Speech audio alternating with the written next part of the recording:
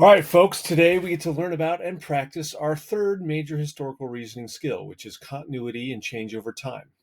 As with the previous two, comparison and cause and effect, this is one of the main ways historians examine events or developments in relation to one another. As such, we often use this to build complex arguments. So our goal with this lesson is to learn to identify and explain a series of events over a distinct time frame. In a lot of ways, this is similar to the chronological reasoning skill we practiced earlier in the term. We've just added another element to that. Specifically, we're looking for a significant change within the period in question.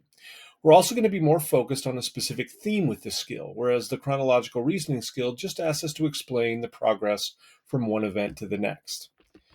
So, since this is one of the three historical reasoning skills the College Board has identified, you'll see it on every type of question. It's also one of the most common ways historians examine different events, so it applies to almost any historical question you could ask. So, how do you do it? Well, here are the steps. The steps to take for this skill mimic the ones for chronological reasoning. First, we wanted to determine what the time period is. Sometimes this could be two specific events. In other questions, it may be just a specific 10, 25, 50, or 100-year period. So step two is to list at least 10 specific events within the time period, and you want to be as specific as possible.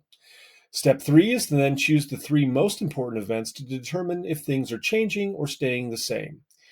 Lastly, in step four, choose one of the three events to pinpoint a significant change within the time period. So let's practice with the time period you're just beginning to understand, and then we'll go from there. So here's a look at the rise of sectionalism in America from 1820 to 1861. There was no specific dates on the timeline, so I could have chosen 1820 to 1861.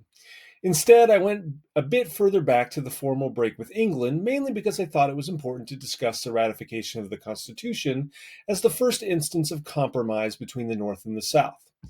I added 15 events to my timeline, but I then narrowed it down to three key dates. I chose the Missouri Compromise of 1820, the Compromise of 1850, and the Kansas-Nebraska Act of 1854. The most important one to me was the Kansas-Nebraska Act of 1854. Then, below, I explained why. Before the act, the country was more willing to compromise, had settled the territorial claims question, and put off civil war. After the act, though, there was no compromising, and civil war became inevitable. So, the major change in sectionalism was the inability of the North and South, after 1854, to put aside their differences for the good of the Union. So now it's your turn to practice. As with the previous skills, we're going to work on this one throughout the year, so don't get discouraged if you don't master it right away. I know you can do it. Good luck, and have a great time.